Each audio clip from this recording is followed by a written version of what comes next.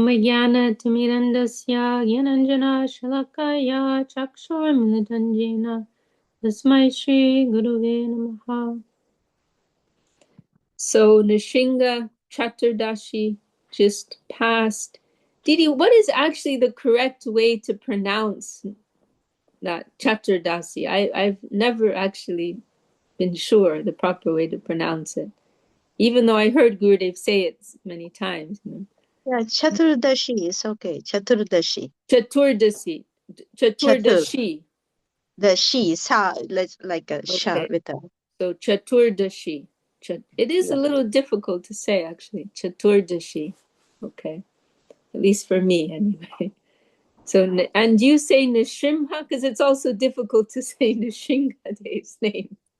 There's like 4 different ways to say. So Yeah, Narsim. Sorry. you say Narasimha, right? Some people say it like that. Yeah, actually the how it is written is Nrisim R with a dot underneath. That's Yeah. so Nrisimha, Nrisimha. Nrsimha. Okay. Then some people say Narasimha. Yeah, Narasimha. Yeah, they say like that. But it is written like Nrsimha, like that. Okay. I'll try to say it properly. So Nishimha Chaturdashi just passed.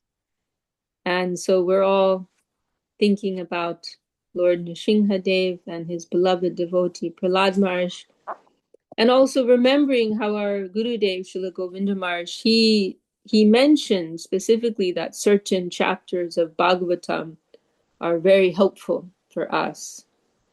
And one of those particularly helpful sections is the section on Prahlād Maharaj, known as Prahlād Charit traditionally.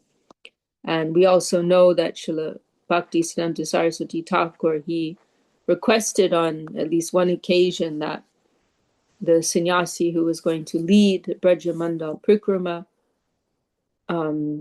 he would emphasize in his talks the teachings of Prahlād Maharaj.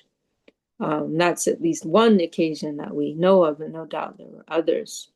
So it is a very important section of Bhagavatam, important for us as practitioners.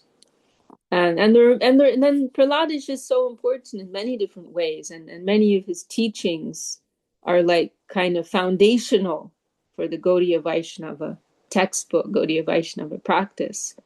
And Didi, correct me if I'm wrong, but I believe the 9 practices of devotion, they originally came from Prahlād, right?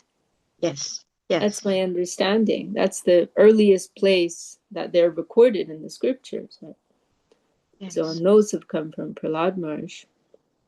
And many key points of devotion. We had some discussion the other day. The importance of selfless devotion, right? What is the foundation of Shuddha Bhakti, of pure devotion? So many important things. The importance of taking shelter of the Vaishnava, that is also discussed by Prahlād Maharaj. So many of these very important core teachings.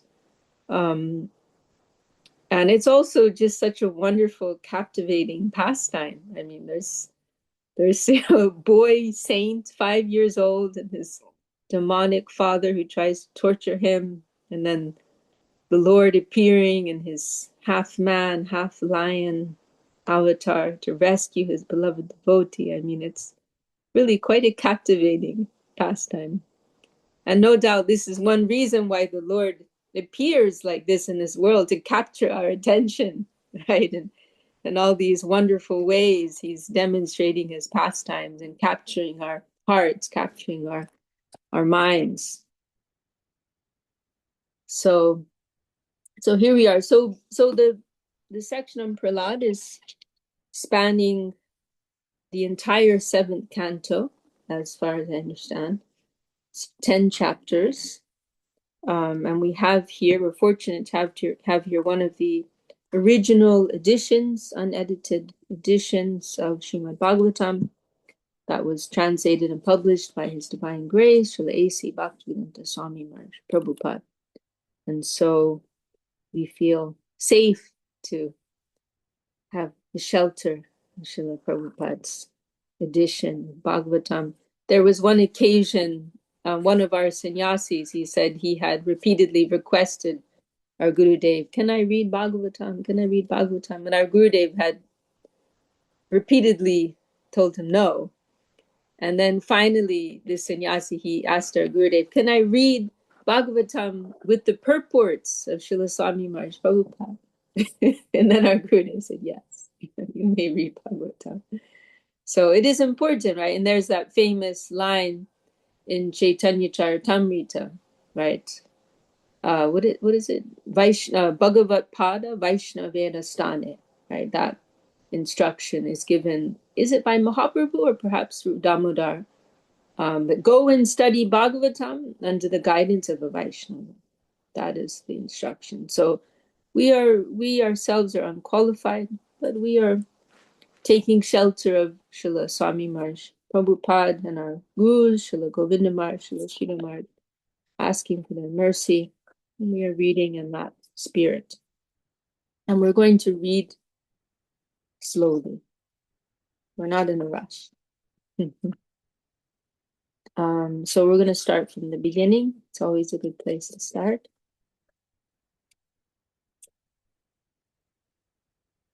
Okay, so we are starting with chapter 1 of the 7th canto of Srimad Bhagavatam.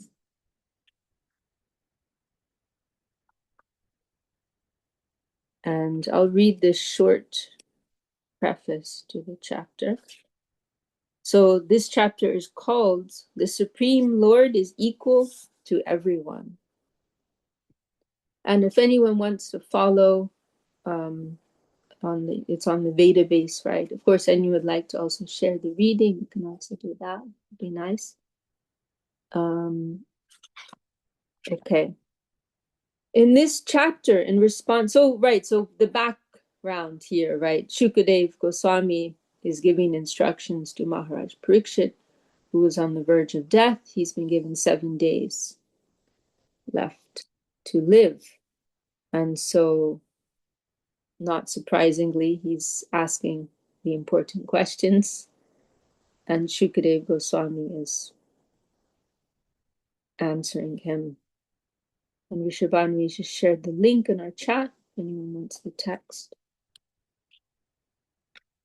In this chapter, in response to a question by Maharaj Parikshit, Shukadev Goswami gives his conclusions concerning how the Supreme Personality of Godhead, although the Supersoul, friend and protector of everyone, killed the Daityas, the demons, for the sake of Indra, the king of heaven.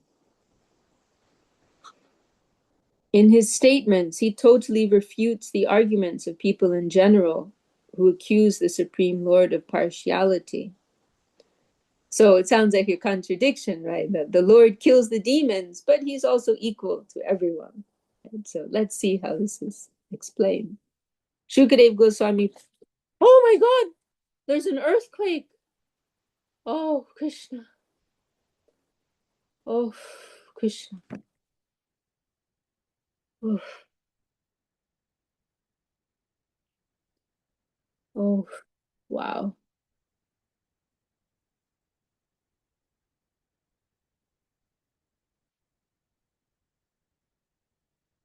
Oh.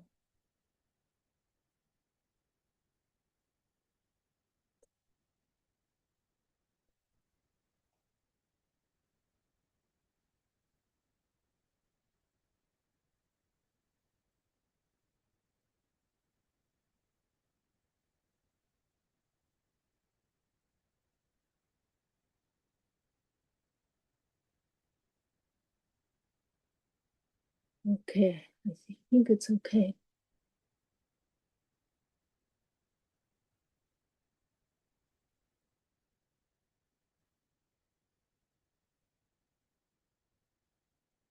There have been some earthquakes. There was quite a big one just before I think the day before I landed. And actually, Japan is due for a major earthquake. It's predicted like you know, at some point in this year, next year, it's due for like a major earthquake. Wow. That's how people live here. Like they always live preparing for major natural disaster, like anytime it can happen. Earthquake or tsunami. Mm.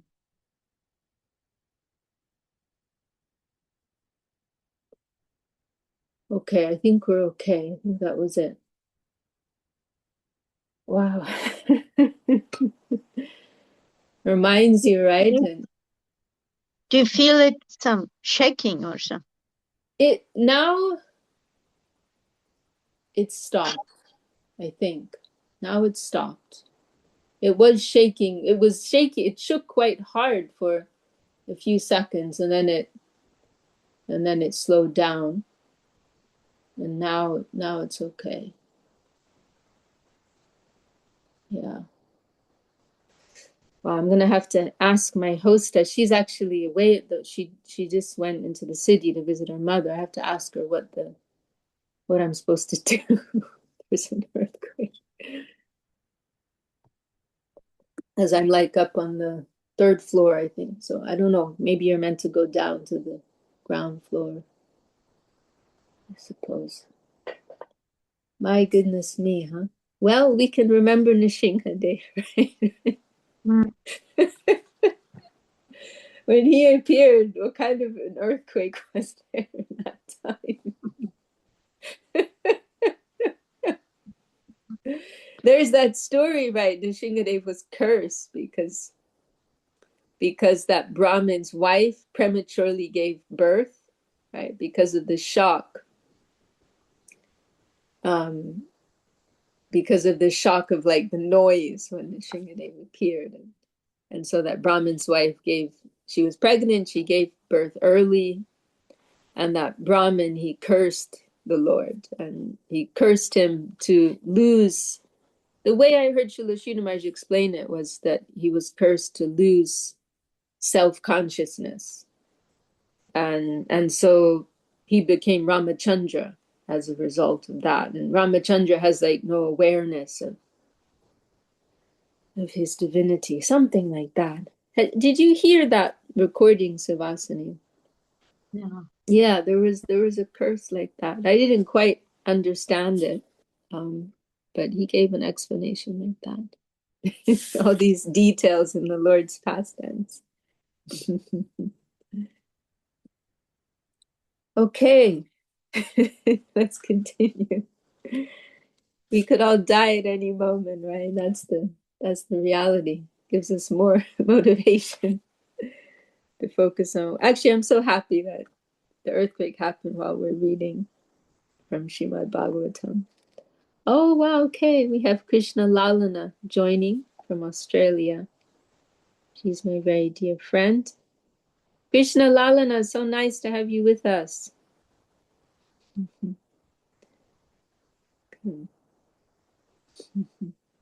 She's very shy. Sorry, I couldn't hear you. Oh, okay. Dandavat. Dandavat. Dandavat. Well, we decided to read from Srimad Bhagavatam, Prahlād Charit. So we're starting a section on Prahlād Maharaj. Okay, maybe I'll just start from the beginning. I'm going to start from the beginning. We just had an earthquake, so we got a little thrown off here. Okay, I'm going to start again. Chapter 1, the Supreme Lord is equal to everyone. In this chapter, in response to a question by Maharaj Parikshit, Shukadev Goswami gives his conclusions concerning how the Supreme Personality of Godhead, although the Supersoul, friend and protector of everyone, killed the Daityas, the demons, for the sake of Indra, the king of heaven. In his statements, he totally refutes the arguments of people in general who accuse the Supreme Lord of partiality. Shukadeva Goswami proves that because the body of the conditioned soul is infected by the three qualities of nature, so this is the three modes of nature, right? Sattva, Rajas, and Tamas. Dualities arise, such as enmity and friendship, attachment and detachment. For the Supreme Personality of Godhead, however, there are no such dualities. Even eternal time cannot control the activities of the Lord. Eternal time is created by the Lord, and it acts under his control. The Supreme Personality of Godhead, therefore, is always transcendental to the influence of the modes of nature, Maya, the Lord's external energy, which acts in creation and annihilation. Thus, all the demons killed by the Supreme Lord attain salvation immediately. Oh, now there's an ambulance going by. Oh, dear.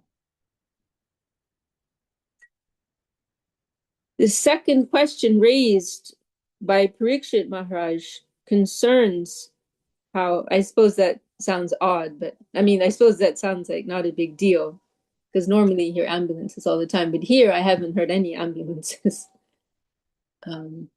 Something must have happened. Yeah. The second question raised by Parikshit Maharaj concerns how Shishupal, although inimical towards Krishna from his very childhood and always blaspheming Krishna, attained salvation in oneness when Krishna killed him.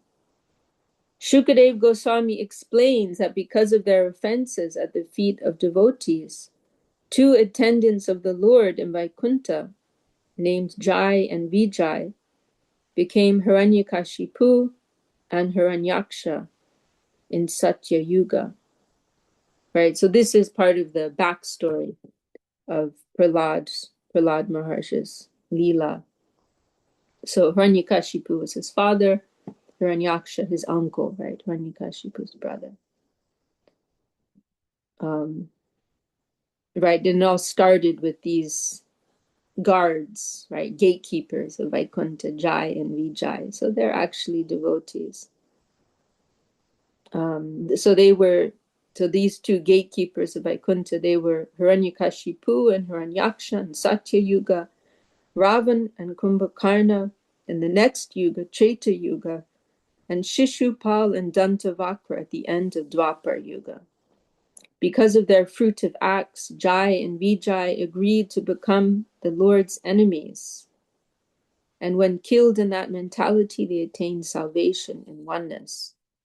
Thus, even if one thinks of the Supreme Personality of Godhead in envy, he attains salvation. So how merciful is the Lord, right? Any way in which we are remembering him is uplifting, even if it is in hatred or envy, how kind he is. What then is to be said of devotees who always engage in the Lord's service with love and faith? Okay, so we are beginning. Didi Suvasini, do you have the text in front of you? Yes, I do. Yeah, I'm just looking the database. Yeah. Do you want to read the Sanskrit and I'll read the English? Okay. Yeah. That would be nice. Okay. So that's so Sri Rajo Vacha Samaha Priyaha Suhrid Brahman Bhutanam Bhagavan Swayam Indrasyarte Katham Daityan Avadit Vishamo Yatha.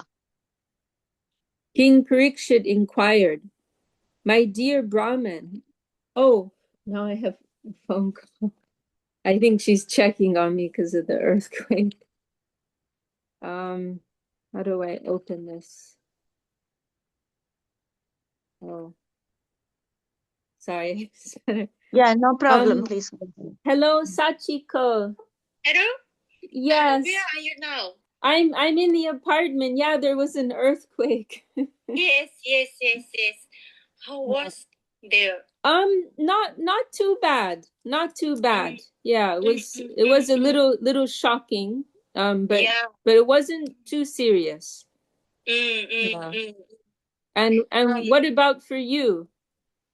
A little bit bigger than your place, maybe. Oh, okay. But I'm okay. If you're anxious, I will back to from now. No, it's okay. No, I'm okay. No, please don't worry. Okay? Yeah, I'm okay. But I wanted to ask you if it happens again, should I like go to the ground floor? Is that better to go to the ground floor? If it maybe I think this time no I'm not anymore another shock. Okay. Don't worry about tsunami. You don't need to worry about tsunami. Okay. So from Nara prefecture, so you don't need about tsunami. But and I think maybe it's finished. I think. Okay. You know, I'm in the middle of a Zoom meeting actually. So. Really? Yeah. Okay, I see. So I'm gonna go back. See you later. Okay. But thank you very much for calling, Sachiko. Bye. See you soon. Bye. Oh, okay. Everything's okay. Okay. So sorry about all that. I'll start again. King Parikshit inquired, "My dear Brahman, the Supreme Personality of Godhead, Vishnu, being everyone's well-wisher, is equal and extremely dear to everyone. How then did he become partial, like a common man, for the sake of Indra, and thus kill Indra's enemies? How can a person equal to everyone be partial to some and inimical toward others?" Very good question. Are you going to read the purport or? Oh yeah, sorry, we should read the purport, right? Purport. In Bhagavad Gita 9:29, the Lord says, "Samoham sarvabhuteshu na me dvesho stina priyaha." I am equal to everyone. No one is dear to me, nor is anyone my enemy. In the previous canto, however, it has been observed that the Lord sided with Indra by killing the demons on his account. Hata putra diti shakra parshni grahena vishnuna. Therefore, the Lord was clearly partial to Indra, although he is the super soul in everyone's heart. The soul is extremely dear to everyone, and similarly, the super soul is also dear to everyone. Thus, there cannot be any faulty action on the part of the super soul. The Lord is always kind to all living entities, irrespective of form and situation. Yet he took the side of Indra, just like an ordinary friend, right? So this is how ordinary people behave, right? If someone is unkind to your friend, then it is natural that you will not be comfortable and you may act against that person mistreating your friend, right? So it is an understandable question. How is it different in the case of the Lord, right? How is he still neutral? Right? How is he equal to everyone? This was the subject of Parikshit Maharaj's inquiry. As a devotee of Lord Krishna, he knew very well that Krishna cannot be partial to anyone. But when he saw that Krishna acted as the enemy of the demons, he was somewhat doubtful. Therefore, he posed this question to Shukadeva Goswami for a clear answer. A devotee cannot accept that Lord Vishnu has material qualifications. Maharaj Parikshit knew perfectly well that Lord Vishnu, being transcendental, has nothing to do with material qualities, But to confirm his conviction, he wanted to hear from the authority, Shukadeva Goswami. And we can also understand, right, that sometimes Parikshit Maharaj is asking questions for our sake, right? He's asking questions that we may have, in order to clear doubts.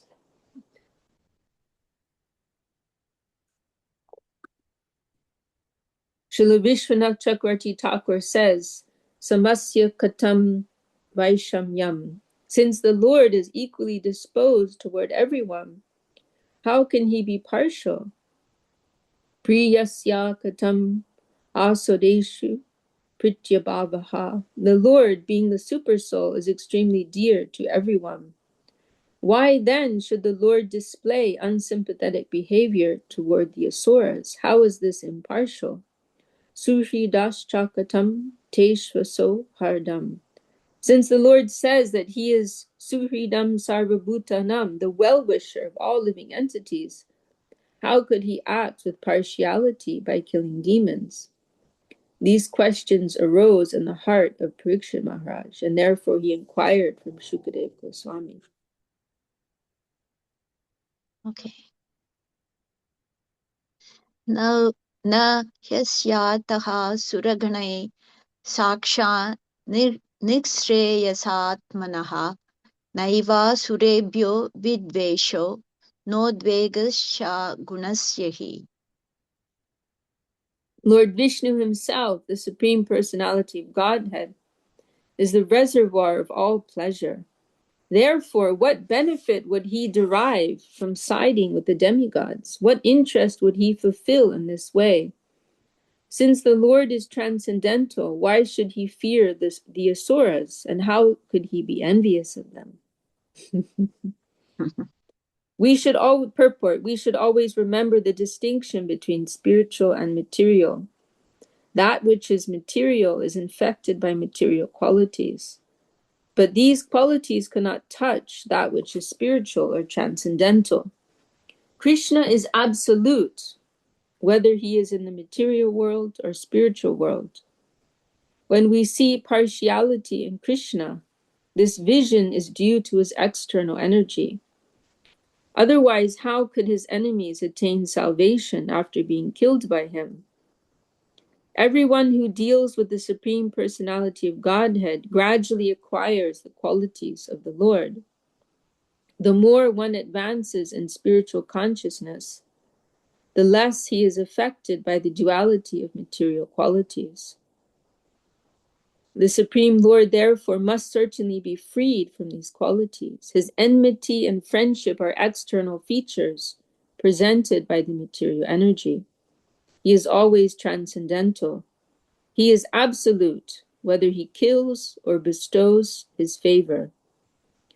Envy and friendship arise in one who is imperfect. We fear our enemies because in the material world we are always in need of help. The Lord, however, does not need anyone's help, for he is Atmarama, self-satisfied. Right? The Lord says in Bhagavad Gita, Patram Pushpam, this is a verse everyone knows, Patram Pushpam Phalam Toyam Yome Bhaktya Prayachati Tadaham Bhaktupahritam Ashnami Prayatatmanaha. If a devotee offers me with devotion a little leaf, a flower, fruit, or water, I shall accept it. Why does the Lord say this? Is he dependent on the offering of the devotee? He is not actually dependent, but he likes to be dependent upon his devotee. This is his mercy. Similarly, he does not fear the Asuras. Thus, there is no question of partiality in the Supreme Personality of Godhead.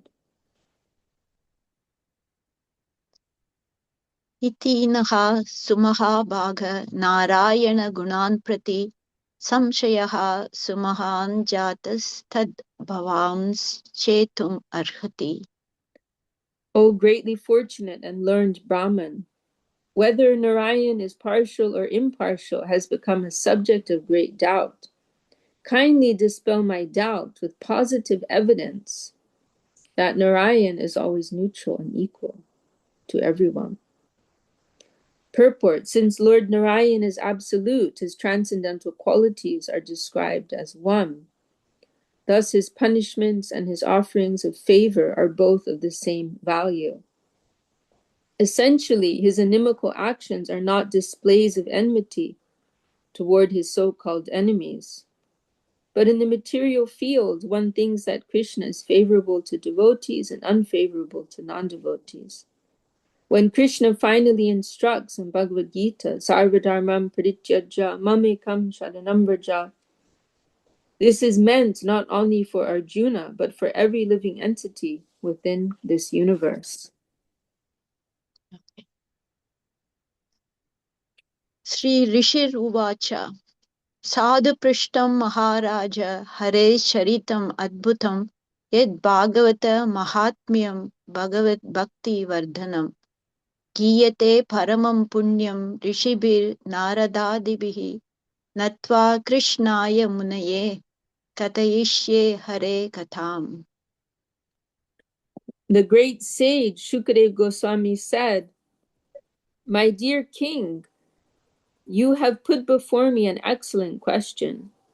Discourses concerning the activities of the Lord, in which the glories of his devotees are also found, are extremely pleasing to devotees.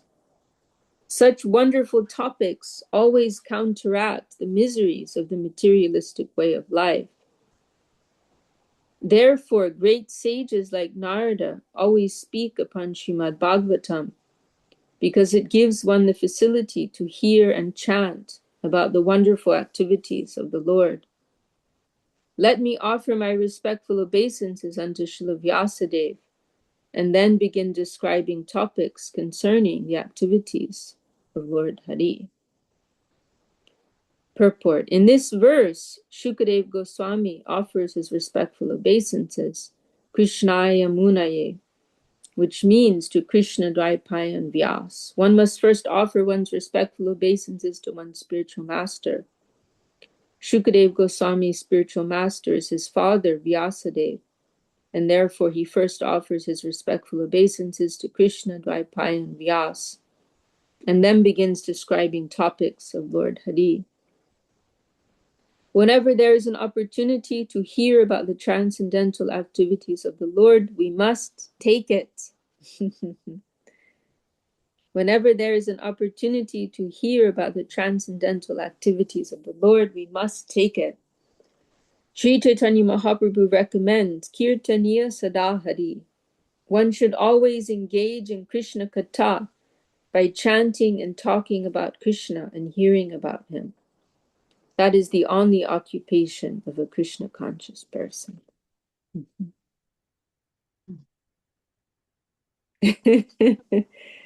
Yeah, for sure, Vishabhanavi.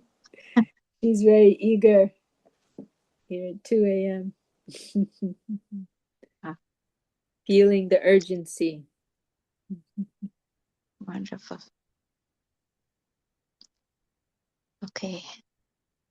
Nirgunopi yajo vyakto Bhagavan prakrite paraha swamaya gunam avishya badakatam gataha. The Supreme Personality of Godhead, Vishnu, is always transcendental to material qualities, and therefore he is called Nirgun, or without qualities, meaning material qualities. Because he is unborn, he does not have a material body to be subjected to attachment and hatred. Although the Lord is always above material existence, through his spiritual potency, he appeared and acted like an ordinary human being, accepting duties and obligations, apparently like a conditioned soul. Purport: so-called attachment, detachment, and obligations pertain to the material nature, which is an emanation from the Supreme Personality of Godhead. But whenever the Lord descends and acts in this material world, he does so in his spiritual position. Although his activities materially appear different, spiritually they are absolute and non-different. Thus, it is an imposition upon the Supreme Lord to say that he is envious of anyone or friendly to anyone. And, you know, if we want to think of just like a very simple example to understand this, you know, if a mother has two children and she embraces one child and slaps the other child, it is not because of partiality towards one, and is not because of hatred towards one and over attachment towards the other. They're both of those actions are coming from a place of love, right? That they're both for the benefit. That one child needed a slap for their correction, and the other child needed a hug, right? So they're both coming from an equal place of love, right? So it is a simple way to understand this. In Bhagavad Gita, the Lord clearly says, Avajananti mammuda manusham tanum ashritam. Fools deride me when I descend in a human form. Krishna appears on this earth or within this universe without any change in his spiritual body or spiritual qualities. Indeed, he is never influenced by the material qualities. He is always free from such qualities, but he appears to act under material influence. This understanding is aropita, or an imposition. Therefore, Krishna says, Janma karma chame divyam. Whatever he does, being always transcendental, has nothing to do with material qualities. Evam yo veti tattvataha. Only devotees can understand the truth of how he acts. The fact is that Krishna is never partial to anyone. He is always equal to everyone, but because of imperfect vision, influenced by material qualities, one imposes material qualities upon Krishna. And when one does so, he becomes a muda, a fool. When one can properly understand the truth, one becomes devoted and nirgun, free from material qualities. Simply by understanding the activities of Krishna, one can become transcendental. And as soon as one is transcendental, he is fit to be transferred to the transcendental world. Tyaktva deham punarjanma naitimam iti Arjuna. One who understands the activities of the Lord in truth is transferred to the spiritual world after he gives up his material body.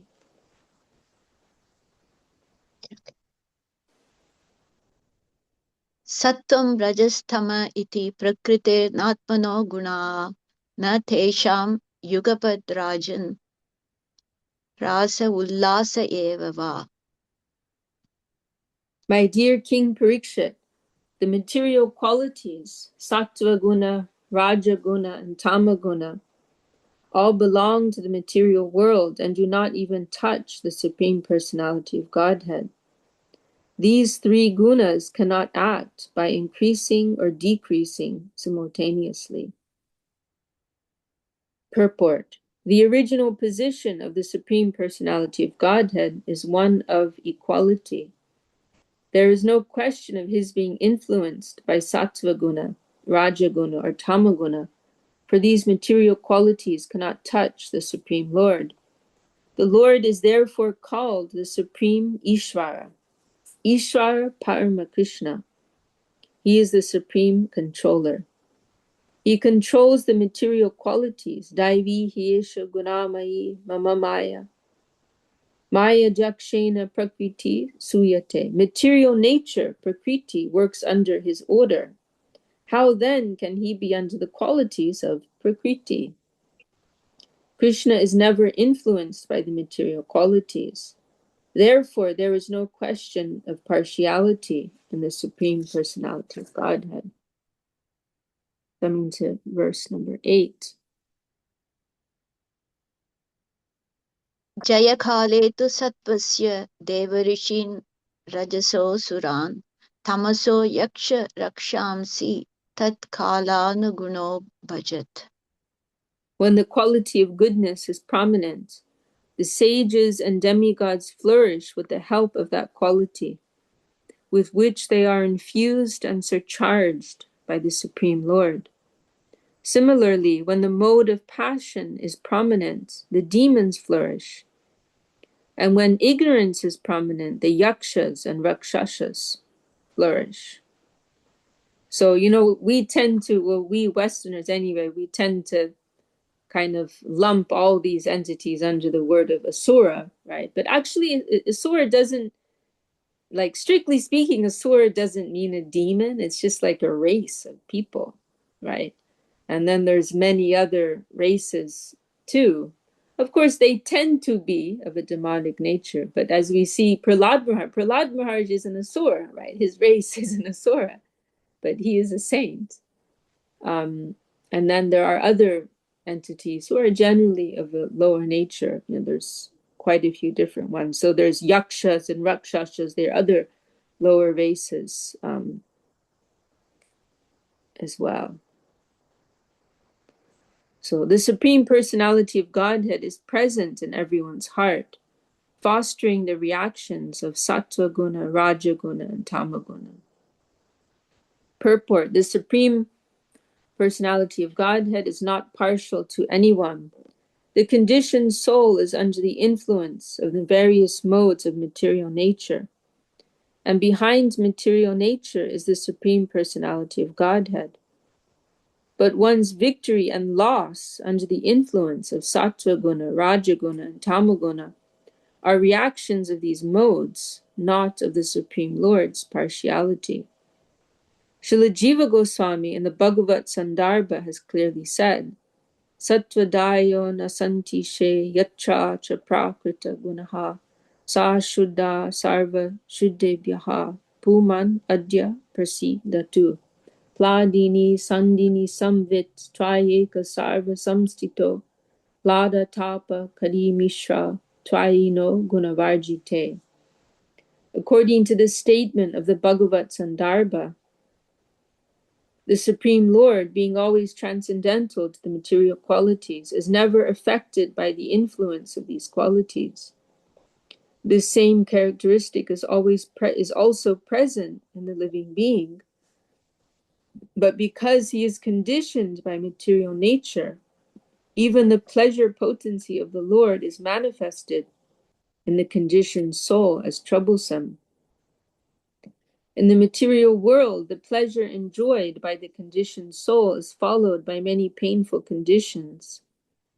For instance, we have seen that in the two great wars which were conducted by the Rajagun and Tamagun, both parties were actually ruined. Wow, it's pretty incredible to hear Srila Prabhupada's transcendental vision. He just sounds like so beyond everything. He's like saying so matter of fact, The two great wars which were conducted by the Rajaguna and Tamaguna. Because that's, like, if you're actually looking at what's actually going on, that's what it is. What is war, right? It's the playing, it's the expression of these material energies. That's what it is, You can say, oh, he said, she said, this happened, that happened. But really, what's the real origin of those things? People under the influence of the modes of passion and ignorance. Right? That's what's actually going on. So Srila Prabhupada speaking in this very matter-of-fact and detached tone, right? Such high spiritual vision. And as he says, everyone was ruined by this.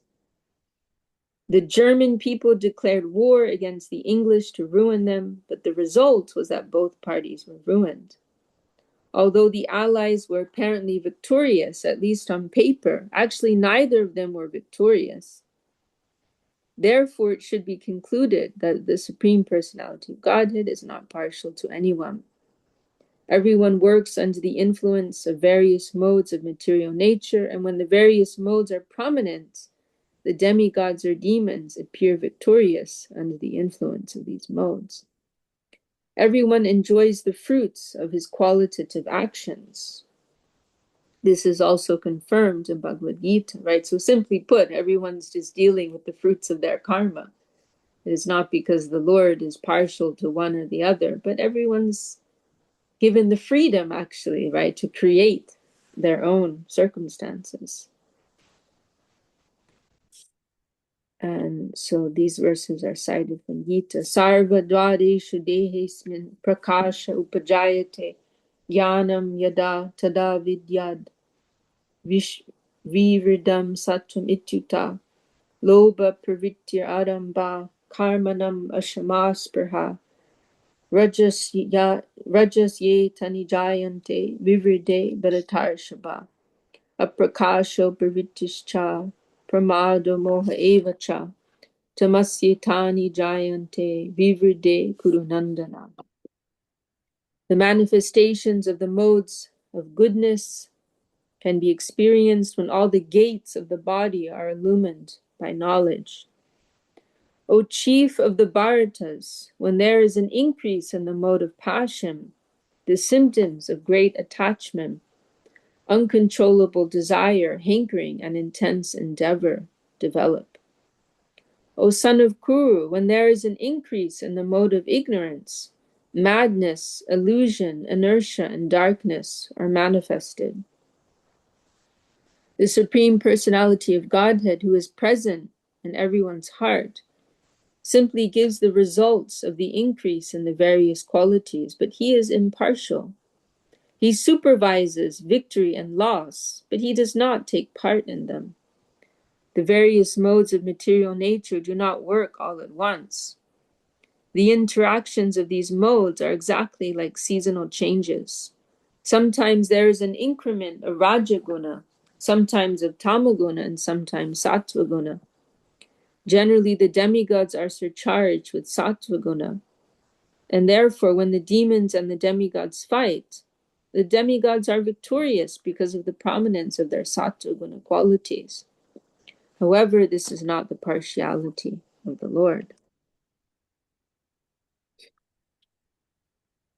Maybe we can go up to verse number 10. And now we've reached number 9. Okay. Jyotir adir iva bhati sangatan vivichyate vidantyatmanam atmastam matitva kavayon tataha. The all-pervading personality of Godhead exists within the heart of every living being, and an expert thinker can perceive how he is present there due to a large or small extent. Just as one can understand the supply of fire in wood, the water in a water pot, or the sky within a pot, one can understand whether a living entity is a demon or a demigod by understanding that living entity's devotional performances. A thoughtful man can understand how much a person is favored by the Supreme Lord by seeing his actions. Purport: in Bhagavad Gita, the Lord says, Yad yad vibhuti mat sattvam srimad orjitam evava tattadevava gachatvam mama tejam sambhavam. Know that all beautiful, glorious, and mighty creations spring from but a spark of my splendor. We have the practical experience of seeing that one person is able to do very wonderful things, whereas another cannot do those same things and cannot even do things that require only a little common sense. Therefore, how much a devotee has been favored by the Supreme Personality of Godhead can be tested by the activities the devotee has performed. In Bhagavad Gita, the Lord also says, Tesham satata yuktanam bhajitam priti purvakam dadami buddhi yogam tam yena mam upayanti te. This is, I find, to be one of the most encouraging verses of all time. This is one of the Chatur Shloki, verses 10-10. It is the Lord's promise, right? To those who approach him with love, I will give them the guidance by which they can come to me, right? Because no doubt there are those moments in our practicing lives where we feel hopeless, right? Or we don't know how to go forward, or we're facing some difficulty that seems insurmountable. But this verse comes to encourage us, right? If we are approaching the Lord with sincerity, He will show us the way forward. He will show us how to come to Him. This is His promise in Bhagavad Gita. To those who are constantly devoted and who worship me with love, I give the understanding by which they can come to me. This is very practical. A teacher instructs the student if the student is capable of taking more and more instructions. Otherwise, in spite of being instructed by the teacher, the student cannot make strides in his understanding. This has nothing to do with partiality. When Krishna says, Tesham satata yuktanam bhajatam priti purvakam dadami buddhiyogam tam, this indicates that Krishna is prepared to give bhakti yoga to everyone, but one must be capable of receiving it. That is the secret. Thus, when a person exhibits wonderful devotional activities, a thoughtful man understands that Krishna has been more favorable to this devotee. This is not difficult to understand, but envious persons do not accept that Krishna has bestowed his favor upon a particular devotee in accordance with his advanced position. Such foolish persons become envious and try to minimize an advanced devotee's activities. That is not Vaishnavism. A Vaishnava should appreciate the service rendered to the Lord by other Vaishnavas. So this is actually a very important point at the very foundation of our life of practicing Vaishnavism. A Vaishnava should appreciate the service rendered to the Lord by other devotees. This is something that has been emphasized so much by our gurus and in the scriptures. And this is a point that Vedavyas announces at the very beginning of Srimad Bhagavatam in the second verse, right? Nirmat saranam satam. Those who are near matsar, free from envy, they can approach this. They can become Krishna conscious. So we can also measure someone's Vaishnavata according to the degree that they're able to appreciate others, right? And the more that we want to minimize the qualities of others, and the less Vaishnava quality we have, right? So the more, if we are truly advancing in Vaishnavism, this will be the symptom, right? That magnanimity and capacity for appreciation is increasing, right? Not decreasing. That is the sign. So a very foundational point. Okay, Srila Prabhupada is mentioning that. Therefore, Vaishnava is described in Srimad Bhagavatam as near matsar, right? This is the word, free from envy. Vaishnavas are never envious of other Vaishnavas or of anyone else, and therefore they are called nirmat saranam satam. As Bhagavad Gita informs us, one can understand how one is saturated with sattva guna, raja guna, or tama guna. In the examples given herewith, fire represents the mode of goodness. One can understand the constitution of the container for wood, petrol, or other inflammable substances by the quantity of the fire. Similarly, water represents Rajaguna, the mode of passion. A small skin and the vast Atlantic Ocean both contain water.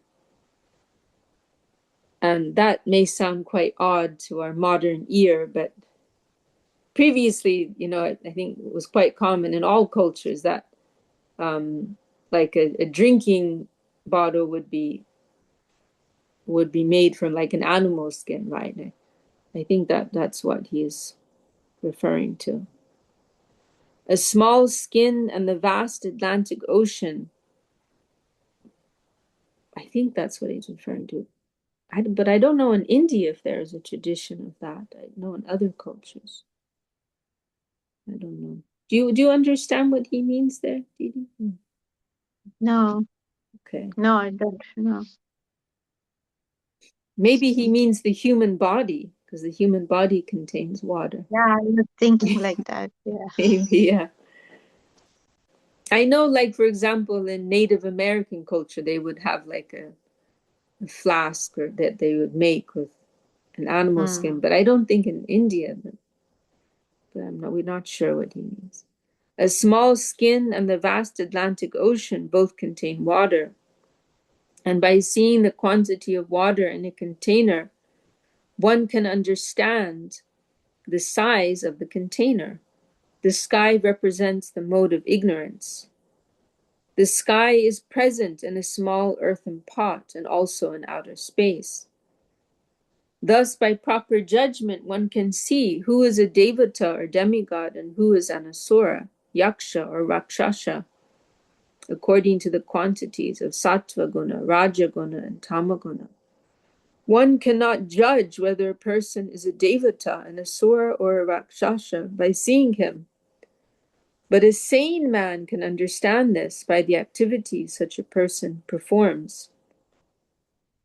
A general description is given in the Padma Purana. Vishnu Bhakta Smrito Daiva Asuras Tadviparya Yaha. A devotee of Lord Vishnu is a demigod, whereas an asura or yaksha is just the opposite. An asura is not a devotee of Lord Vishnu. Instead, for his sense gratification, he is a devotee of the demigods, bhutas, ghosts, pretas, and so on. Pretas? Do you know who pretas are? Not sure. No. Bhutas are Spirits. Ghosts, spirits. Like a spirits, bro. Spirits, that sounds right, and so on. So an asura may worship the demigods, but for the sake of material gain, right? And they may also worship ghosts and spirits, other entities. Thus, one can judge who is a devata, who is a rakshasa, and who is an asura by how they conduct their activities. The word atmanam in this verse means paramatmanam. The paramatma or super soul is situated in the core of everyone's heart. This is something that can be a little confusing in Sanskrit texts, that the word atma, right, means soul, but sometimes it actually refers to the Lord, the supreme soul, paramatma. So in this verse, we're being told that is the case. This is confirmed in Bhagavad Gita, Ishvara Sarva Bhutanam Hrideshe Arjuna Tishtati. The Ishwar, the Supreme Personality of Godhead, being situated in everyone's heart, gives directions to everyone in terms of one's capability in taking the instructions. The instructions of Bhagavad Gita are open to everyone, but some people understand them properly, whereas others understand them so improperly that they cannot even believe in the existence of Krishna, although reading Krishna's book. Although the Gita says Shri Bhagavan Uvacha, indicating that Krishna spoke, they cannot understand Krishna. Right? It is an odd thing, right? That there are so many who read Gita, which is so clearly a personal, being spoken by a person. It's a personal text, but they deny the existence of that person. I remember once Gurudev, he was saying, all throughout Bhagavad Gita, Krishna is using the word aham, right? The aham means I. It's like he's saying, I, like I'm a person, I'm here, I'm speaking to you, but then there are so many interpretations that just wipe Krishna out. There's this one Japanese book on Bhagavad Gita, which I was looking at for reference for one of the projects here. And it's based on Shankaracharya, impersonal teachings. And the book's actually made fairly well, like it's very structured and organized and introductory level. But in the introduction, the author is saying that there are so many editions of Gita which misinterpret You know, they give the wrong interpretations of Bhagavad Gita. And then I'm continuing using my Google Translate. And then there's in the introduction, there's a section where the author is discussing the different yogas in Bhagavad Gita. It did not even mention Bhakti Yoga. Does not, and then Bhakti Yoga is not an interpretation. You know, Krishna explicitly speaks about bhakti, and that's something, you know, Chat GPT or Wikipedia will tell you that Bhagavad Gita talks about bhakti yoga. That's not like our obscure interpretation, you know. And but this edition, they mentioned karma yoga and they mentioned jnana yoga and maybe dhyana yoga. They did not mention bhakti yoga. And you're saying that other people misinterpret Bhagavad Gita. Like, you obviously have a bias against bhakti yoga. My goodness, Google, you know, Mr. Google will tell you that Bhagavad Gita talks about bhakti yoga. So who are you to like say there's no bhakti yoga? And we have Rishabhanvi's telling us, oh wow, interesting. Water skins were used in northern India. Okay.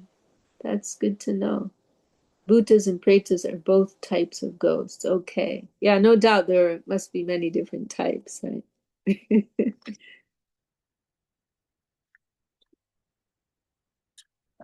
Okay, let's finish this purport. So yes, you know, all over Krishna is saying aham, I, and referring, you know, speaking as a person, and yet people deny that, you know. And we hear of that that one meeting that Swami Maharaj went to New York, right? New York, he attended that class, and the speaker that he you know, the verse Sarvadharmam Prityaja 1866, surrender. Krishna says clearly, surrender unto me, and that person interpreted it, surrender to the unborn Krishna inside of me. You know, like surrender to myself, you know, the unborn Krishna within myself, like, for goodness sake, you know. It reminds us of Mahaprabhu's like first meeting with Sarvabhauma, right? And Sarvabhauma's giving his interpretation of Vedanta, right? And Mahaprabhu is just silently listening, and then Sarvabhauma is a little frustrated. You're not. I've been speaking to you for days, and you don't understand anything I'm saying. You have no comment, no question. And Mahaprabhu says, you know, I can understand the verses very well. They're very clear. But your explanations, they're like these clouds, you know, that are covering the verses. You know? So it's just like that. This Sanskrit is very simple. Surrender to me. And they're translating that as they're changing that to surrender to the unborn Krishna within myself. Like, why not just like take the Sanskrit for what it says? Like, why make it complicated? Why do you have to make it complicated? I've lost where I am here.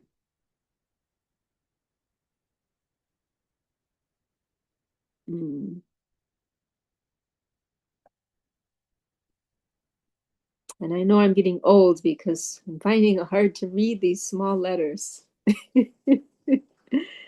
Plus it's getting dark. Oh my goodness. Okay, here it is. This is due to their misfortune or incapability, which is caused by Rajaguna and Tamaguna, the modes of passion and ignorance. It is because of these modes that they cannot even understand Krishna, whereas an advanced devotee like Arjuna understands him and glorifies him, saying, Param Brahma, Param Dham, Pavitram, Paramam Bhavan. You are the supreme Brahman, the supreme abode and purifier. Krishna is open to everyone, but one needs the capability to understand him. By external features, one cannot understand who is favored by Krishna and who is not. According to one's attitude, Krishna becomes one's direct advisor, or Krishna becomes unknown. This is not Krishna's partiality, it is his response to one's ability to understand him. According to one's receptiveness, whether one be a devata, asura, yaksha, or rakshasa, Krishna's quality is proportionately exhibited. This proportionate exhibition of Krishna's power is misunderstood by less intelligent men to be Krishna's partiality, but actually it is no such thing. Krishna is equal to everyone, and according to one's ability to receive the favor of Krishna, one advances in Krishna consciousness. Srila Vishwanath Chakravarti Thakur gives a practical example in this connection. In the sky, there are many luminaries. At night, even in darkness, the moon is extremely brilliant and can be directly perceived. The sun is also extremely brilliant. When covered by clouds, however, these luminaries are not distinctly visible. Similarly, the more one advances in Sattva Guna, the more his brilliance is exhibited by devotional service. But the more one is covered by Rajaguna and Tamaguna, the less visible is his brilliance, for he is covered by these qualities. Everyone is brilliant, right? Everyone is bright, but it's a question of how thick the covering is over them, right? And how much they're able to exhibit their light. The visibility of one's qualities does not depend on the partiality of the Supreme Personality of Godhead. It is due to various coverings in different proportions. Thus, one can understand how far he has advanced in terms of Sattva Guna and how much he is covered by Rajaguna and Tamaguna. Well, maybe we can stop there. Yeah, it's been an hour and a half now, so maybe we'll stop there. So we are preparing to hear the pastimes of Prahlād.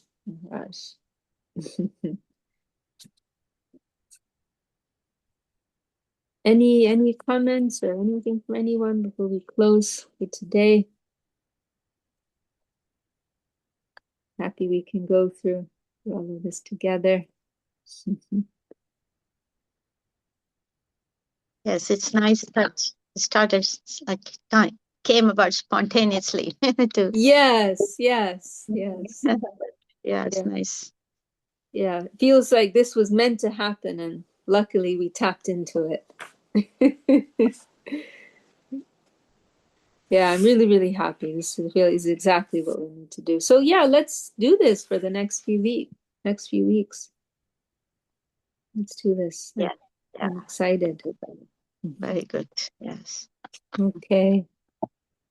Jai Shri Guru Deva Ki Jai, Param Guru Deva Ki Jai, Srimad Bhagavatam Ki Jai, to the Vyasa Dev Ki Jai, Shri Prahlād Maharaj Ki Jai, Nrsimha Dev Ki Jai, all the assembled devotees Ki Jai, Jai Didi Ki Jai, and look forward to meeting next time. Yaka Didi Ki Jai Guru Dev. Jai. Deva, wish you all a joyful day. Yeah, stay safe, happy. Oh, thank you. Thank you, Didi. Keep me in your prayers. Hopefully I'll still be alive this time next week. Hasn't been another earthquake. Well, I'm sure the Lord is looking after you, Gurudev, and the Lord will be looking after you. Dandavat.